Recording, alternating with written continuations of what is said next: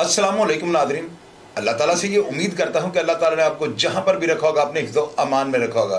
8 अक्टूबर 2005 पौने 9 बजे सुबह जो है ना बालाकोट के अंदर एक ज़लज़ला और उसकी आवाज़ और उसके झटके महसूस किए गए हैं।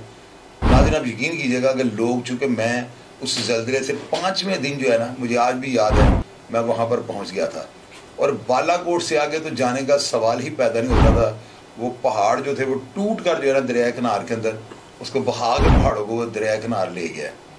आप यकीन कीजिएगा कि जब हम जाते हैं ना तो बालाकोट से आगे जो ब्रिज का रास्ता था ना, वो पूरे का पूरा ट्रैक यानी दरिया ही अपना रास्ता चेंज कर चुका हुआ था। नाज़रीन ये ज़लज़ला जो है ना, इसकी शिद्दत और इसके झटके लाहौर तक महसूस किए गए, बल्कि आधे पाकिस्तान के अंदर इसके झटके जो है ना महसूस किए गए।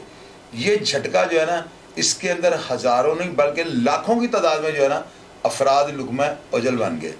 नाज़रीन आप यकीन करेंगे, ये जो वाक़या है ना, इसको बयान करते वक्त ना यकीन कीजिएगा मैं खुद रंजीता हूँ और मेरी आंखों के सामने वो सारा मंजर आ जाता है कि मैंने अपनी आंखों से 5 दिन के बाद क्या देखा था।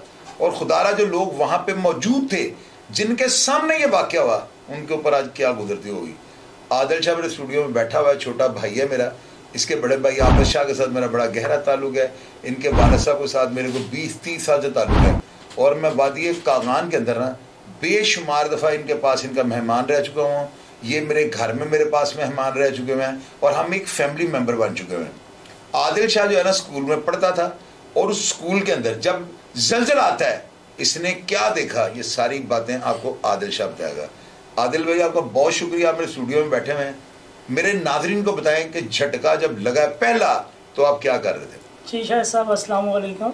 वालेकुम अस्सलाम। जी शाह साहब मैं उस टाइम असम्बली अटेंड कर रहा था अपने स्कूल की। जी अपने स्कूल की सर। जी जी। तो अचानक मुझे ये फील हुआ कि मेरे पाँव के नीचे से ज़मीन चली गई है। तो इस टाइम के लिए मेरा होश चला गया। जब मैं होश में आया तो देखा कि हर तरफ मिट्टी मिट्टी थी। मुझे चीखों की आवाज़ें आ रही थी और पत्थर गिरने की आवाज़ें आ रही थी।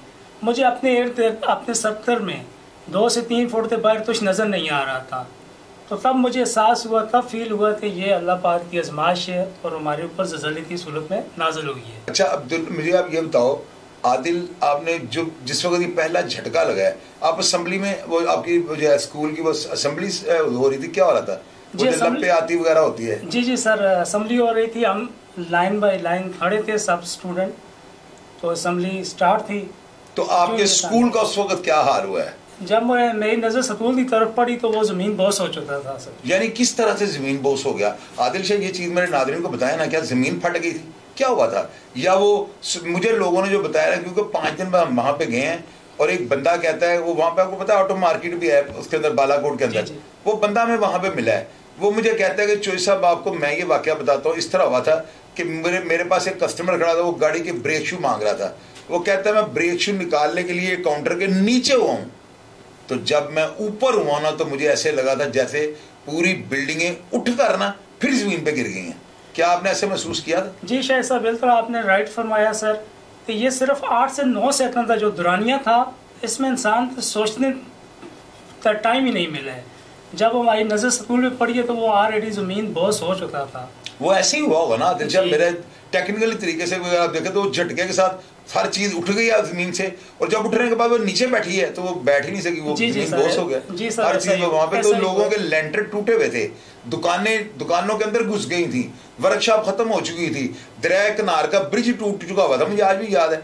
हम वहां पे लेके गए हैं नादिन, हमने यहाँ से लाहौर से गए थे, पिकअपों में ना सामान हमने भेजा है और हम अपनी गाड़ियों के ऊपर जो है पीछे 1 दिन बाद वहाँ पे पहुंचे हैं। यहाँ से हमने टेंट वगैरह खरीदे हुए थे।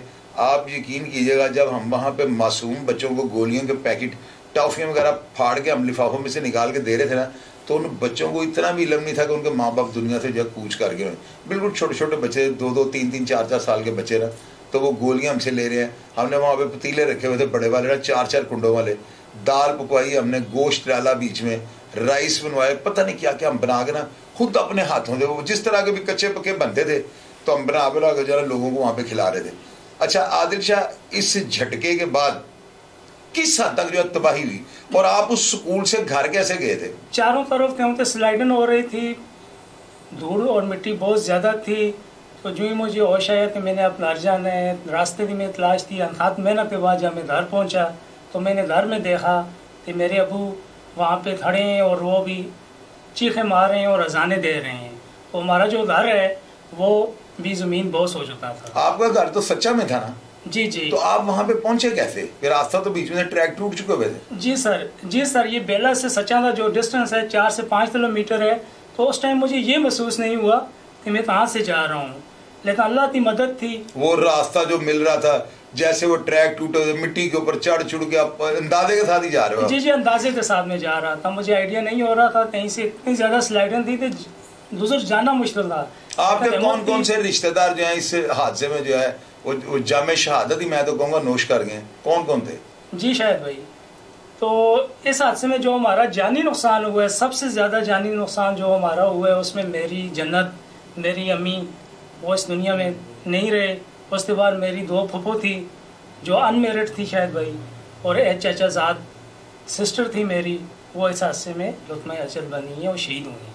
अच्छा, आप मुझे बताएं, उसके बाद मैंने सुना है कि बाहर से बहुत ज़्यादा एड आई है, बहुत ज़्यादा लोगों ने इमदाद पूरी दुनिया से की है। क्या वो इमदाद जो है वो बर वक्त हकदारों तक पहुंची या लोग रगड़ रोड़ गए हैं? बहुत ही अच्छा सवाल है। देखें शायद साहब, जो एरिए करीब थे बालाकोट थे उनको तो इमदाद बर वक्त पहुँच दी थी। जैसे हम साइड एरिए पे थे तो हमें एक महीना 20 दिन कोई इमदाद नहीं पहुँची। हम अपनी मदद आप देते, अपनी ज़िंदगी का जो बसर कर रहे थे शायद। अच्छा, मुझे आप ये बताएं, स्टार्ट में जब स्टार्ट हुआ ज़ाहिर है घर में सब मार हो गए, वहाँ पे जो ज़रूरियात ज़िंदगी की जो अशिया थी वो दुकानों से मिलती हैं, वो भी मिलियामेट हो गई नहीं। आपने किस तरह से सर्वाइव किया है? 4, 5, 7 दिन जितनी देर तक हेलीकॉप्टर नहीं गए, ये मुझे याद है 2 दिन बाद हेलीकॉप्टरों की परवान शुरू हुई थी। तो कैसे आपने यहाँ पे अपने उधर गाँव के अंदर जो अपनी रिहाइश को और अपने आप को जिंदा रखा? आपका ये सवाल कि हमने कैसे अपने आप को सर्वाइव किया, देखें सब सर, जब ये हालात आ जाती हैं, अल्लाह की आजमाइश आ जाती है तो अल्लाह सब्र भी दे देते हैं। हमने लाइफ के बहुत ही मुश्किल दिन गुजारे, बहुत सी तकलीफ़ों से 2-4 हुए। मेरे बेसिकली जो वालिद साहब हैं वो शॉपकीपर थे, उनकी दुकान जो थी उसमें स्टोर था अनाज, तो हमने उससे गुजारा किया। जब वो गिर दी थी शॉप तो उसके बाद हमने उसकी मिट्टी वगैरह उठाई और उससे अपना जो है राशन था उससे कंटिन्यू किया। आदिल, कितने अफराद जान की बाजी हार गए हैं? बड़े जो है ना मुदब्बर ज़राए के मुताबिक या बड़ी कंफर्म रिपोर्ट जो अभी तक हुई है, वो कितने को अफराद जो है हलाक हो गए थे? जो सानिया था 2005, 8 अक्टूबर 2005, इसमें जो जाने लुत्फ़ अजल बनी, जो शहीद हुए 1,20,000 इसकी तुरंत तादाद है और इसमें 19,000 बच्चे भी शामिल हैं। तौबा मेरी अस्तग़फ़िरुल्लाह। नाज़रीन, आप सोचें कि खल्क़े खुदा की ये मखलूक जब 1,20,000 अफराद ज़िंदगी की बाजी हार जाएंगे, ये वो वक्त था जब एक एक कब्र में 70 लोगों को दफनाया गया। आप यकीन कीजिएगा नाज़रीन, लोगों ने बताया वहाँ पे ट्रकों के अंदर और कंटेनरों पे ये जो है ना, जो बड़े लोडर होते हैं इनके ऊपर बॉडियाँ आती थी और वैसे ही बॉडियों को उठा कर जो है ना उनको पॉलीथीन में पैक करते थे और उनको जो है ना कब्रों में उतार देते थे। यानी कफन तक के पैसे लोगों के पास नहीं थे और बगैर कफन के जो है ना बॉडियाँ दरगोर की गई हैं। आप अंदाज़ा लगाएं क्या सीन होगा। आदिल शाह, आप मुझे ये बताएं, जब कभी आपके जहन में वो झटका आता है या वो सीन आता है, क्या होता है? सर, जब कभी भी ख्याल आते हैं या ये कह रहे हैं, मुनासिब होगा ये कहना कि ये ख्याल कभी जायज़ है नहीं कि हमने अपनी बहुत सी कीमती जानें इसमें नुमाई हैं और इसके अलावा हमारे जो जानी और माली नुकसान हुए हैं तो ये तो हमें हमेशा याद रहेंगे। अल्लाह पाक की आज़माइश थी हम पे जो गुजरी, हमने सब्र और तमर से काम लिया, अपने आप को दोबारा अल्हम्दुलिल्लाह इम्प्रूव किया। 20 साल हो गए, दोबारा से चीज़ें वैसे थी वैसे उससे अच्छी बांधनी हैं, लेकिन जो हमारी जानी नुकसान था वो अभी तक ना वापस आए, वो हमारी यादों में हमेशा याद रहेगी। आदिल, आप ये बात बताएं कि वहाँ पर जो है ना, ये तो मैं मान लिया कि बड़ी तबाही हुई, क्या दरिया कन्हार भी सुना है कि अपना रास्ता बदल गया था? सर, ये तो उस टाइम के लिए 20 से 25 मिनट जो था इसमें पानी नहीं रहा था। शायद वो लैंड स्लाइडिंग की वजह से हुआ या ज़मीन के अंदर चला गया था, ये कंफर्म मुझे इस चीज़ की रिपोर्ट नहीं है शायद भाई, लेकिन ये सच है कि जो मैंने अपनी आइज़ से देखा है, अपनी आँखों से देखा है कि 20 से 25 मिनट ये बिल्कुल खुश्क हो चुका था। अच्छा, बिल्कुल खुश्क हो गया? जी जी, बिल्कुल। वो दरार पड़ गई होगी ना, जो गैप आ गया होगा उसका पानी उधर जाना। जी ऐसे। अच्छा, अब मुझे ये बताएं कि वहाँ पे जो है वादी नारान और कागान पे जब लोग दोबारा आए हैं तो मुझे तो याद है कि लोग वहाँ पे चढ़ाई चढ़ते वगैरह रोना शुरू कर देते थे कि यहाँ पे की सड़कें बदल गई, कितनी की तबाही है। तो टूरिस्ट का दोबारा रुझान कब हुआ है? मेरा ख्याल है टूरिस्ट तो 6 महीने के बाद आना शुरू हो गया था। नहीं सर, असल में ये काफ़ी टाइम डेवलपमेंट होने में लगी है, रोड दोबारा इन्हें चेयर ने बनाई है, तो कम अज़ कम टूरिस्ट का आना दोबारा जो हुआ है सही स्टार्ट हुआ है 2011-2012 के बाद सर।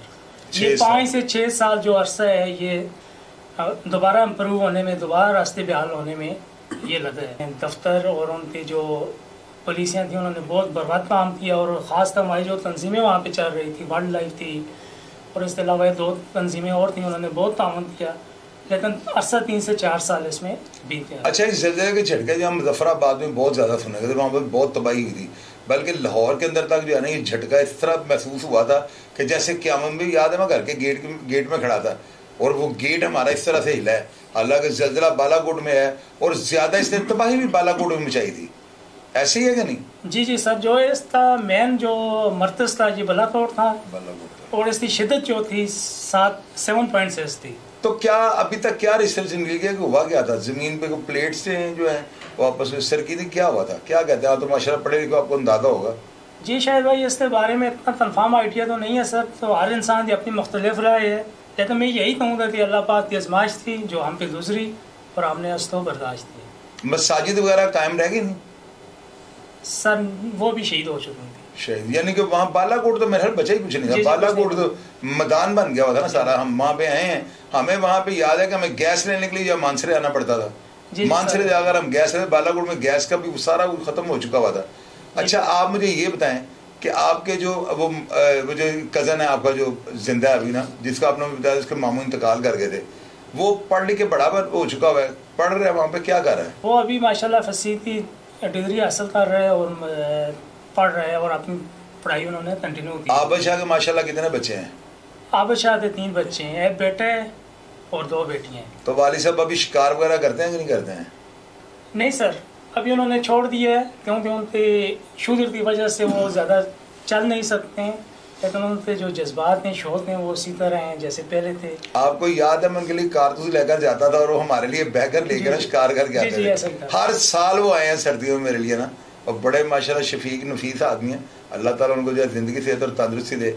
आप मुझे ये बताएं कि इंशाल्लाह अगर हम आपके पास आते हैं और अपना सारा सेटअप हम आपके पास सच्चा में लगाते हैं, तो वहाँ पे आपको रिहाइश मजबूत है। ये जो इतने बड़े बड़े संडे मेरे स्टूडियो में मौजूद हैं, इनके लिए आप इनको संभाल लेंगे वहाँ पे?